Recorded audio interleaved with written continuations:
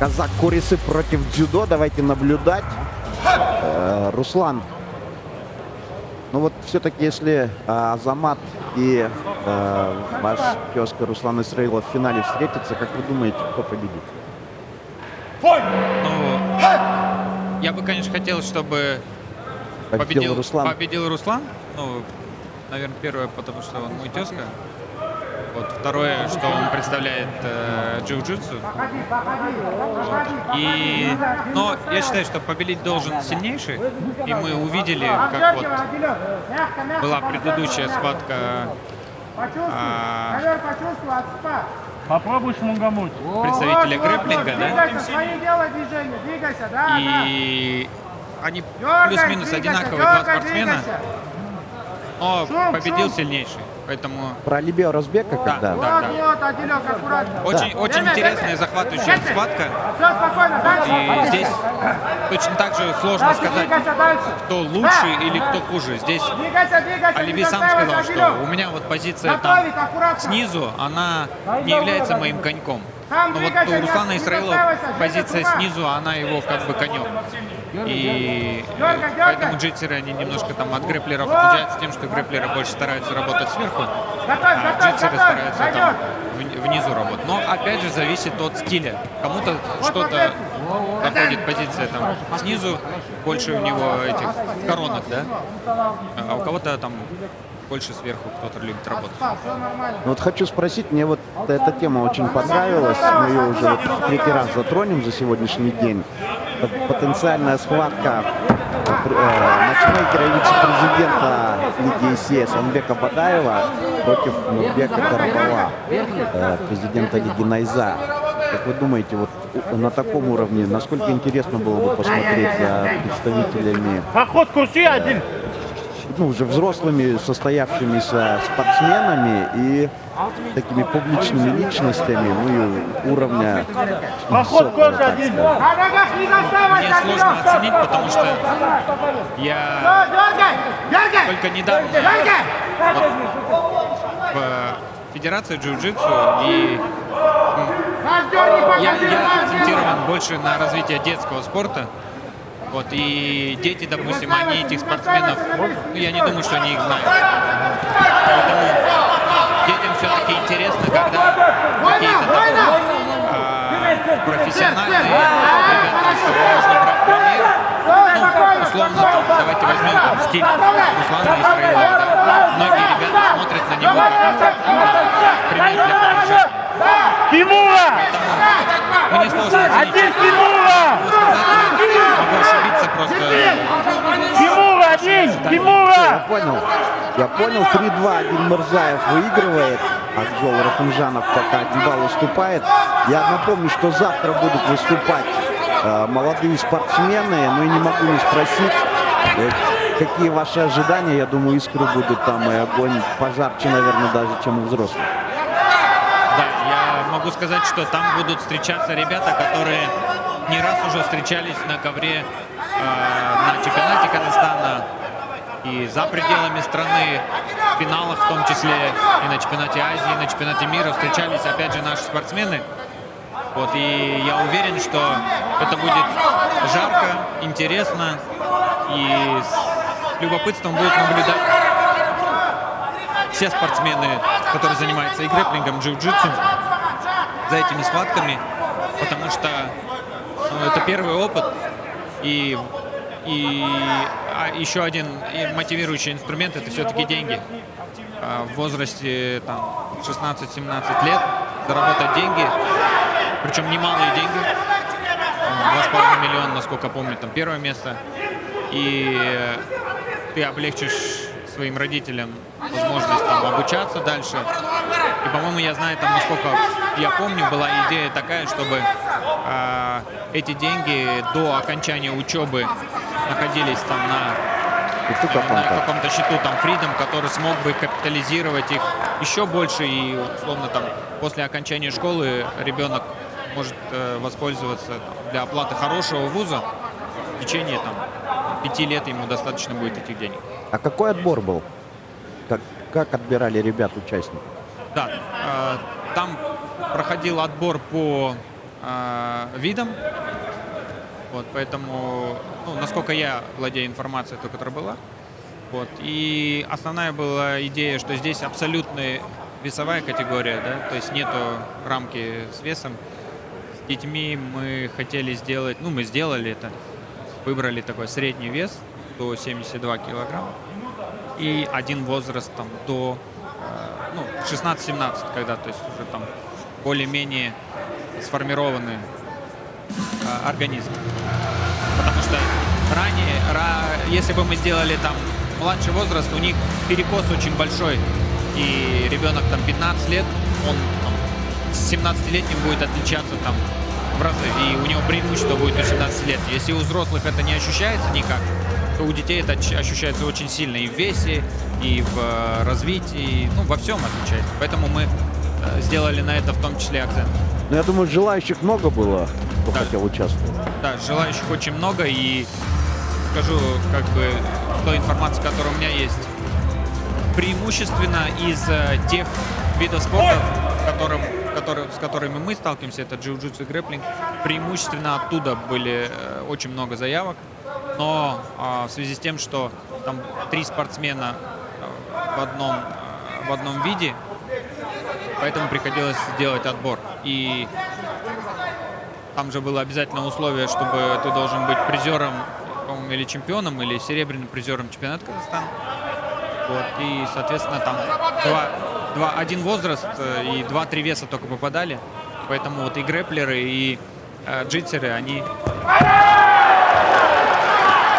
из этих категорий. И вот они уже потом отбирались между собой. Там у нас, по-моему, первый раз за ковер улетают спортсмены. Но я, вы знаете, хотел бы завершить, нас просто прервали в связи с тем, что там демонстрировали ролики рекламные. Я бы хотел завершить тему с детским, да, спортом и вообще в целом с борьбой, да. Когда нет агрессии и нет то есть ударов там по лицу, по телу, то очень дружелюбные отношения складываются в целом. И вот у нас в джиу-джитсу, то есть ребята на ковре, они соревнуются, они там, можно сказать, там враги, противники, но за пределами ковра они все дружные, они все общаются между собой, дружат, поддерживают за пределами страны очень часто. Ну вот как бы об этом тоже нужно упомянуть, потому что борцовское сообщество всегда очень дружное. Если мы возьмем исторически сложившись там войны, греко-римское, дзюдо, самбо, они все всегда дружные. И до сих пор многие спортсмены, которые дружили там в юношестве, в детстве, они до сих пор общаются, дружат между собой всегда. Руслан, большое спасибо, больше не буду отвлекать и занимать ваше время. Скажу зрителям, что здесь у нас на комментаторской позиции был Руслан Идрисов, президент Федерации джиу-джитсу города Алматы. Руслан, спасибо за вашу работу и желаю успехов в дальнейшем, чтобы наши ребята становились лучшими на любых мировых первенствах, завоевывали медали. Ну и самое главное, чтобы в дальнейшем была такая же поддержка и такие же гонорары у ребят, как вы озвучили ранее. Да, большое спасибо вам, что вы погружены вот в этот процесс спортивной индустрии. Вот, спасибо Максату, нашему другу Киму, за то, что он развивает вот данный проект, который дает возможности уже не только взрослым, да, вот, выступать, зарабатывать, и еще и детям сейчас выступать и зарабатывать. Поэтому, ну, это одно общее дело. Мы приносим в любом случае пользу. И желаю, чтобы даже зрители, которые еще не определились с видом спорта,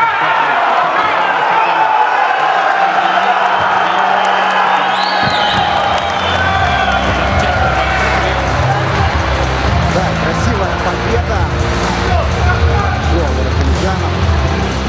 Спасибо, да, Руслан. спасибо вам тоже большое еще раз. Увидимся еще, да.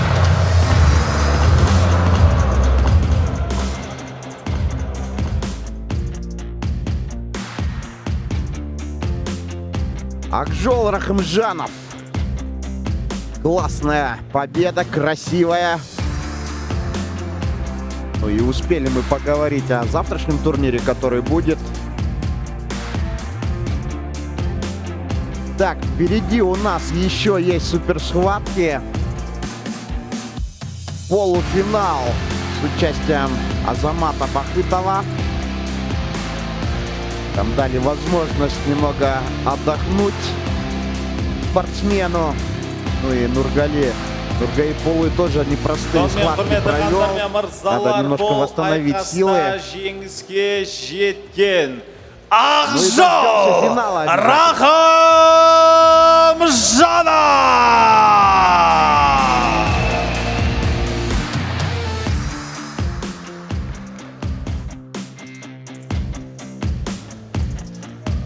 Адиль, ты показал мощный бой. Адиль является у нас двукратным чемпионом Азии по дзюдо. Приехал из Кыргызстана.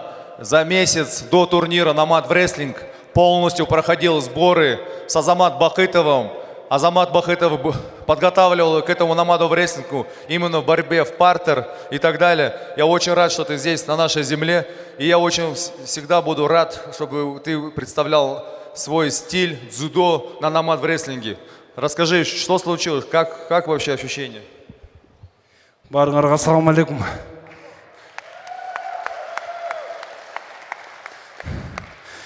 Бірінші очередь Аллаға тек шүкірліктер. Альхамдулилля. Өзім тренировкаға алайым 2 жыл болды. 2 жылдан кейін эми баштап отабыз, иншалла. Бұл ақырқы турнир емес. Бұйырса чоң жеңіштерді көрсетеміз, иншалла, дайынданып. Бұл только башталышы. Башталышқа бір шаг артқа өш керек тұтпай. Бір шаг артқа өресін, иншалла. Қырғызстан алға, өнің өрері. Рахмет, Адиль. Келесі Намадта күтеміз. Промоэйт компаниясынан осындай сыйлық сыйлаған.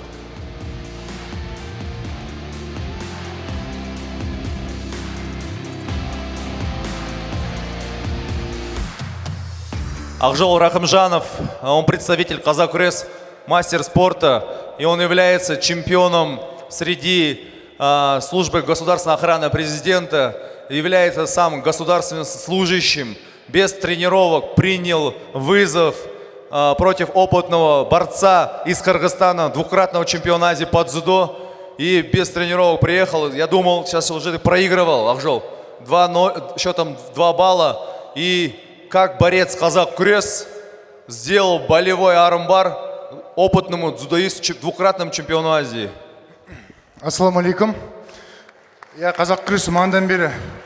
Казак-Кресстің балалары отылып жатты. Сол кішкене жынға тиіп, намыстанып шыққан соның арқасы деп ойлаймын. Жаңа сіз айтып өткендей, Мақсат Сәкенш, жұмыспен күресті алып жүру өте қиын екен.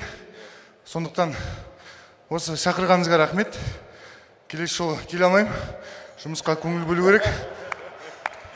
Сол үйдегі ата-анама, туысқандарыма рахмет айтамын. Менің әріптестеріме, сокомандниктарыма рахмет. Осы 1 апта, 2 апта дайындалдық. Сол басшылыққа рахмет айтамын осылай. Көңіл бөліп жіберіп жарысқа. Сізге рахмет, керемет турнир. Сол абырой алға. Рахмет. Міне керемет дайындық жасамай, қазақ күресінің намысын қорғайым деп, осындай үлкен деңгейге жарыс болып атқанға шығып, саған рахмет, Ақжол. Жеңіс құтты болсын, абырой тим құтты болсын.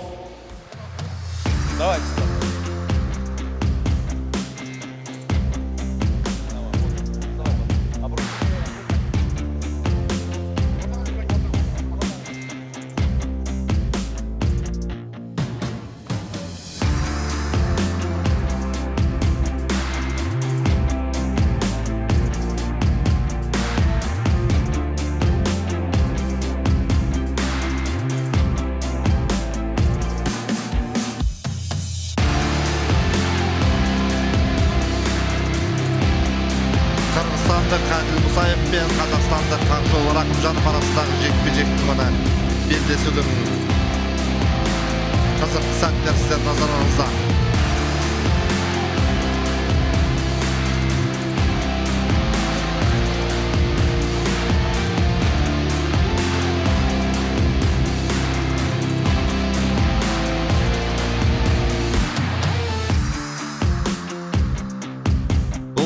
Жекпе-жек Ақжол Рақымжанов қазақ күрес өкілінің Қазақстанның астаналық спортшының жеңісімен аяқталды.